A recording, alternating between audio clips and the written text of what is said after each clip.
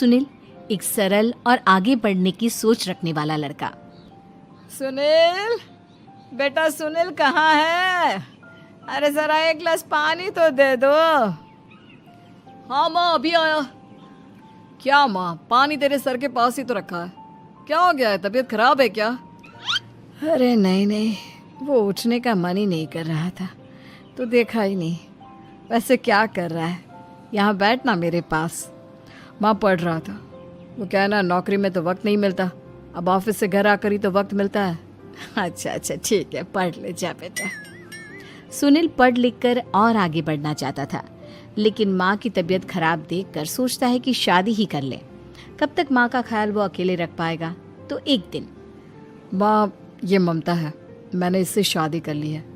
तुम्हारी तबीयत भी ठीक नहीं रहती, तो मैंने सोचा शादी कर लेता हूँ। घर संभालने वाली और तुम्हें संभालने वाली कोई आ जाएगी तो अच्छा रहेगा। माँ अचानक से सामने बहू देखकर हैरान रह जाती है। बेटा ये क्या बात होती है? न बैंड, न बाजा, न दहेज, न शगुन, ऐसे कैसे बहू आ गई? माँ तू तो जानती है, मैं नौकरी के साथ पढ़ाई कर रहा हूँ, तो कहाँ से इतना पैसा बचा पाता कि धूमधाम से शादी करता। वैसे भी माँ, लोग तो आकर खाकर निकल जाएंगे, इसलिए बस वैसे ही। माँ जी, मैं आपका ख्याल रखूंगी। वैसे भी ये आगे की पढ़ाई कर रहे हैं, अच्छा कुछ कर गए तो सबके दिन फिर से अच्छे आ जाएंगे। सास को ममता की बात ठीक तो लगती है, लेकिन मन में कहीं ना कहीं लगता है कि कहीं बहू बेटे को लेकर फुर्र ना हो जाए और फिर तो वो रह जाएगी अकेली। बेटा देख, मेरा जो कुछ भी है वो सुनील ही है, और सुनील का भी अब इस दुनिया में मैं ही हूँ और कोई नहीं। क्या सुनील? बिल्कुल माँ, लेकिन आज से ममता भी मेरे जीवन का अहम हिस्सा है, जैसे तू है। सास को बड़ा बुरा लगता है कि उसकी सल्तनत में कोई और हिस्सेदार कैसे हो सकता है।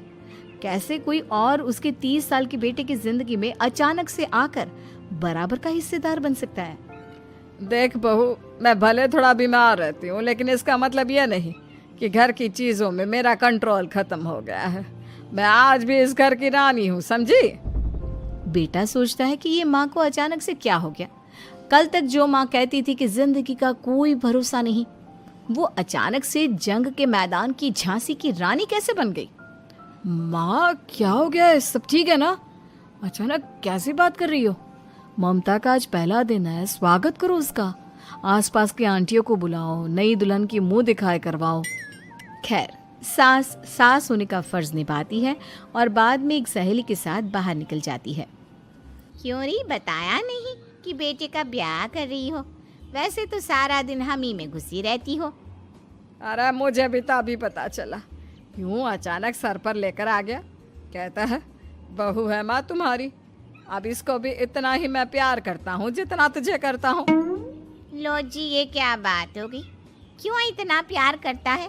अरे माँ का प्यार तो ज्यादा होता है। अब उसको तो कोई दूसरा पति मिल सकता है, लेकिन तुम ही बताओ, क्या माँ की ममता किसी और की हो सकती है? ना जी ना, बेटे को समझाओ ये बात। अरे क्या समझाऊं, मुझे तो खुद ही समझ में नहीं आ रहा कि क्या हो रहा है। जो बेटा कल तक माँ माँ करता था, अचानक से बीवी बीवी का राग आलाप रहा है। देखा, उसकी बीवी ना सुंदर और जवान है। सुंदरता के आगे तो एक से एक नहीं टिके, तो तेरा बेटा किस खेत की मूली है? सास को भी समझ में आ जाता है कि बहू की सुंदरता के आगे माँ का प्यार किसी काम का नहीं। उधर बीवी, ए जी, अम्मा जी सहेलियों को छोड़ने गई थी, अभी तक आई नहीं, हम देख आए क्या? अरे रहने दो ना, आ जाएंगी। कहाँ जाएगी, उनकी आदत है, एक बार जाती है तो पूरी पंचायत खत्म करके ही आती है। अच्छा ही है, खाना वाना खा कर गई होगी। छोड़ो ना, घूमेगी तो खाना पचेगा, नहीं तो ऐसे ही खाट पकड़ लेगी। बहू भी शांत हो जाती है। उधर सास सोचती है कि आज थोड़ा देर से ही घर जाती हूँ, जब बेटा परेशान होकर ढूंढेगा तब मजा आएगा। बीवी को खुद ही पता चल जाएगा कि माँ के आगे उसकी दाल नहीं गलेगी। लेकिन वहीं दूसरी ओर घर पर, ए जी, माँ जी अभी भी नहीं आई, हमको तो घबराहट हो रही है कि क्या करें, जाकर पता करे किसी के घर। अच्छा, कहाँ जाओगी ये भी बता दो। पहला दिन है तुम्हारा इस घर में और एक ही दिन में मोहल्ला छानोगी क्या? हाँ, तो आप भी तो नहीं जा रहे हैं ना, हमको फिक्र हो रही है। अरे यार, ये रोज का है अम्मा का, खाओ और सो जाओ। बस फिर क्या था, बेटा बहू खाना खाते हैं और कमरे में सोने चले जाते हैं। उधर जब सास को कोई देखने नहीं आता तो वो हार कर घर आ जाती है, जहाँ वो देखती है कि सारे घर की लाइट्स बंद है।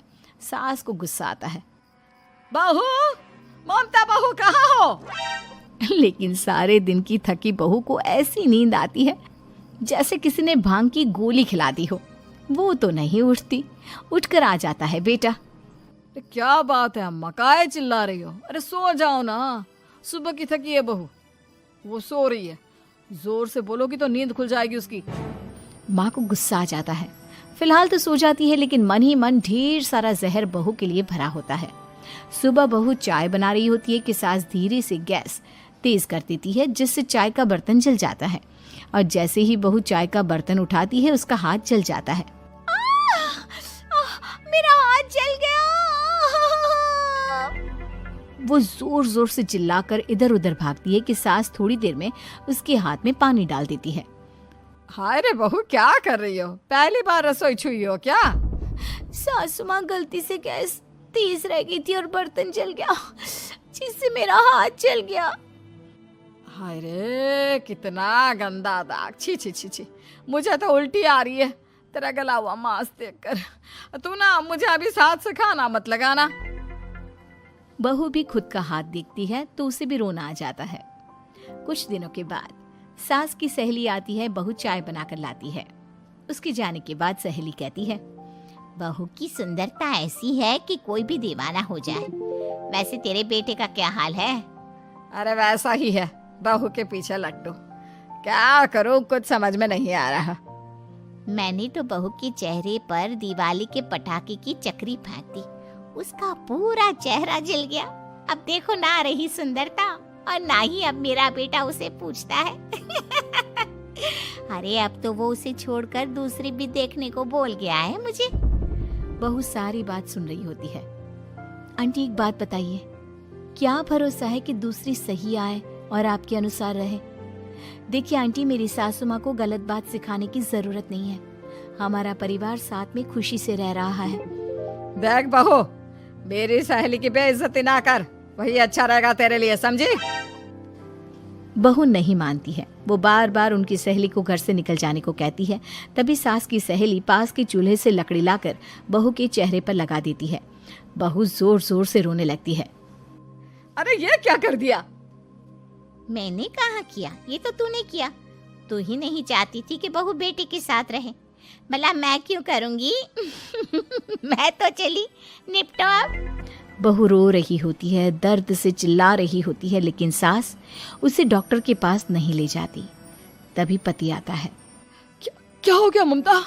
ये दाग कैसे लगा? तुम कैसे जली? ममता कुछ नहीं कहती, बस दर्द से करा रही होती है। पति माँ की तरफ देखता है। हो ना हो माँ, ये पक्का आपका काम है। आप ही ममता से जला करती थी ना। देखना माँ, अब पुलिस आएगी, केस बनेगा, लेकिन पहले मैं ममता को अस्पताल लेकर जा रहा हूँ। सभी अस्पताल जाते हैं, जहाँ डॉक्टर ममता की सास से कहते हैं, आपने तो नहीं जलाया ना बहू को? अब ममता की सास के तो पसीने छूट रहे होते हैं। वो घबरा कर कहती है, ना ना डॉक्टर साहब, कैसी बात करते हैं? हम क्या जलाएंगे अपनी बहू को? डॉक्टर ममता के पति से पूछते हैं। देखिए, क्योंकि ये ससुराल में जली है तो मामला पुलिस का बनता है, तो आप पहले पुलिस को बुलाइए, तभी इलाज पूरा होगा। सास डर जाती है कि अब तो बच्ची जिंदगी जेल में ही रहना होगा। रहने दीजिए ना, पुलिस को क्यों बुलाना? सारी हंसी खत्म हो जाएगी जब पुलिस के डंडे पड़ेंगे। बहू को जलाना भले ही बहुत आसान हो, लेकिन उसके बाद सारी जिंदगी जेल की हवा खाना। सास डर जाती है। पुलिस आती है। पास लेटी दर्द से करा रही ममता स्टेटमेंट देती है। तो क्या हुआ था? कैसे जली आप? ममता पास खड़ी सास को देखती है। बेटी बताओ, कैसे जल गई तुम? ओए, काका का किरण वाली शाहरुख, चुप, बिल्कुल चुप। सास चुप। सभी इंतजार करते हैं कि ममता क्या बोलेगी।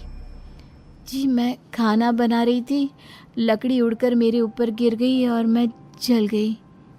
सास बहू की बात सुनकर रोने लगती है। देखा माँ, कितनी समझदार है ममता। ये चाहती तो, हाँ बेटा, ये चाहती तो मैं आज जेल में होती। मुझे माफ कर